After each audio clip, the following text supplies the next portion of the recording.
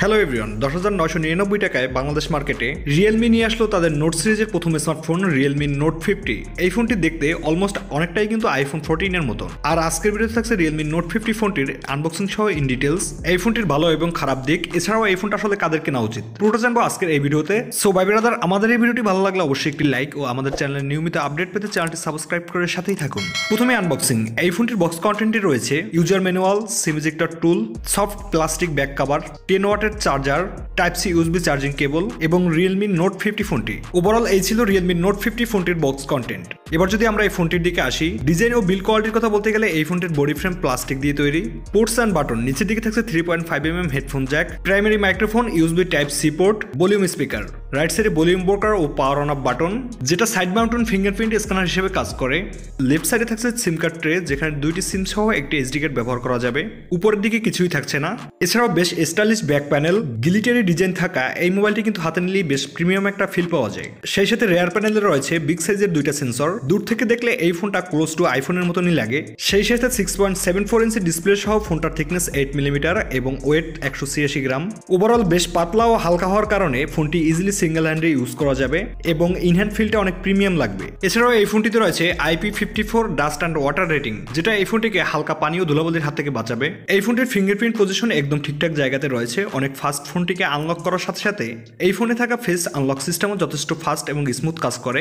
এবার যদি আমরা এই ফোনটির স্পিকার পারফরমেন্সের কথা বলি, মোটামুটি ঠিকঠাকই রয়েছে, ভালো একটা সাউন্ড প্রোভাইড করে থাকে। 11,000 টাকা বাজেটে এটা সত্যিই অসাধারণ ছিল। এই ফোনটির অপারেটিং সিস্টেম ছিল অ্যান্ড্রয়েড 13, ইউআই ছিল রিয়েলমি ইউআই এবং ফোনটিতে আপ টু 4GB পর্যন্ত ভার্চুয়াল র্যাম ইউজ করার সুবিধা রয়েছে। মাল্টিটাস্কিং এর কথা বলতে গেলে এই ফোনটিতে 90 হার্জের রিফ্রেশ রেট থাকার পাশাপাশি 180 হার্জের টাচ স্যাম্পলিং রেট থাকার কারণে আপনি এই ফোনটি থেকে রেগুলার কাজগুলো খুব ইজিলি করতে পারবেন, কোনো প্রকার ল্যাগিং এর দেখা মিলবে না। কারণ এই ফোনটির র্যাম ম্যানেজমেন্ট অনেক ভালো হওয়ায় আপনি অনেকগুলো অ্যাপস ব্যাকগ্রাউন্ডে রান করে খুব ইজিলি সফটভাবে ব্যবহার করতে পারবেন। আশা করি কোনো ধরনের ল্যাগিং বা ফ্রেম ড্রপের প্রবলেম ফেস করতে হবে না। এই ফোনটিতে রয়েছে 6.74 ইঞ্চি এইচডি প্লাস আইপিএস এলসিডি প্যানেলের ডিসপ্লে, আরও থাকছে 90 হার্জের রিফ্রেশ রেট এবং ডিসপ্লে রেজলিউশন হচ্ছে 1600x700 পিক্সেল, যেটা থেকে আউটডোর বা সানলাইটে কোনো রকম প্রবলেম দেখা যাবে না। বেশ কমফোর্ট একটা ফিল পাওয়া যাবে।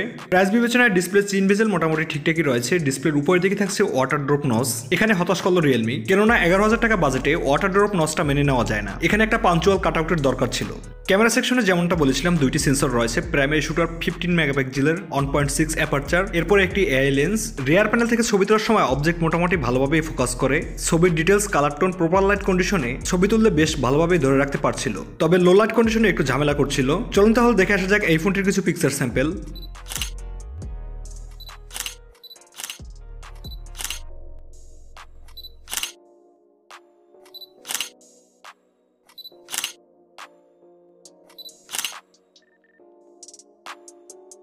এই ফোনটি থেকে 1080p 30fps পর্যন্ত ভিডিও রেকর্ড করা যাবে। সত্যি কথা বলতে এইরকম বাজেটে ক্যামেরা পারফরমেন্সটা সবাইকে নিরাশ করবে। আর সেলফি ক্যামেরা হিসেবে ফ্রন্টে থাকছে 5 মেগাপিক্সেলের একটি শুটার, যেটা 2.5 অ্যাপারচার, যেটা দিয়ে সোশ্যাল মিডিয়ার রেডি টেপ ছবি পাওয়া যায়। তবে বাজেট বিবেচনায় রিয়েলমি চাইলে এখানে একটু বাড়িয়ে দিতে পারতো।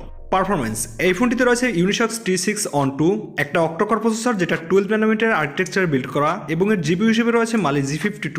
এই ফোনটির অন্তত স্কোর ছিল 2,40,000-এর মতো। বিজমার্ক স্কোর সিঙ্গেলি 427, মাল্টি করে 1350। এই ফোনটি থেকে PUBG গেমটা মিডিয়াম সেটিংসে মোটামুটি একটা পারফরমেন্স থাকবে, তবে সব থেকে বেটার হবে লো গ্রাফিক্সে। ওভারঅল গেমিং পারফরমেন্সের কথা বলতে গেলে মোটামুটি একটা পারফরমেন্স পাওয়া যাবে, তবে ফোনটায় লং টাইম গেম প্লে করলে একটু হিটিং এর দেখা মিলে। এই ফোনটি বাংলাদেশ মার্কেটে দুইটি র্যাম ভ্যারিয়েন্টে লঞ্চ করে, 4GB 64GB এবং 4GB 128GB স্টোরেজ, যার সাথে রয়েছে 4GB পর্যন্ত ভার্চুয়াল র্যাম ইউজ করার সুবিধা। এর RAM type LPDDR4X, storage type eMMC 5.1। এবার আসা যাক রিয়েলমি নোট 50 ফোনটির ব্যাটারি ও চার্জারের দিকে। এই ফোনটিতে ব্যবহার করা হয়েছে 5000 mAh এর একটি ব্যাটারি, সাথে দেওয়া হয়েছে 10 ওয়াটের চার্জার, যেটা থেকে এই ফোনটিকে একবার ফুল চার্জ করতে সময় লাগে প্রায় 2.5 ঘন্টার মতন। ব্যাটারি ব্যাকআপের কথা বলতে গেলে এই ফোনটি থেকে একজন মিনিমাম ইউজার 1.5 দিনের মতন ব্যাটারি ব্যাকআপ পাবে, তবে এই ফোনটি স্ক্রিন অন টাইম 7 থেকে 8 ঘন্টার মতন ব্যাটারি ব্যাকআপ দিয়ে থাকে। প্রাইসের কথা বলতে গেলে 4GB 64GB স্টোরেজ ভ্যারিয়েন্টের যে ফোনটি রয়েছে বাংলাদেশ মার্কেটে তার দাম রাখা হয়েছে 10,999 টাকা, আর এর যে 4GB 128GB ভ্যারিয়েন্টটি রয়েছে তার প্রাইস রাখা হয়েছে 11,999 টাকা। সবশেষ এই ফোনটা আসলে কাদের কেনা উচিত? আসলে আপনারা যারা রেগুলার ইউজার রয়েছেন, অনেক বেশি ফোনে কথা বলেন, চার্জিং ব্যাকআপটাও ভালো থাকবে, মাল্টিমিডিয়াও টুকটাক কনজিউম করেন, আর সব থেকে বড় বিষয় হলো আপনারা যারা রেগুলার ইউজের জন্য একটা স্টাইলিশ ফোন কিনতে চাচ্ছেন, তাদের জন্য আমি মনে করি রাইট নাও 11,000 টাকা বাজেটে রিয়েলমি নোট 50 ফোনটি একটি বেটার ডিল হবে। সো ভাই ব্রাদার, আজকের ভিডিও এই পর্যন্তই। দেখাবে পরবর্তী কোনো ভিডিওতে। সবাই ভালো থাকবেন, সুস্থ থাকবেন।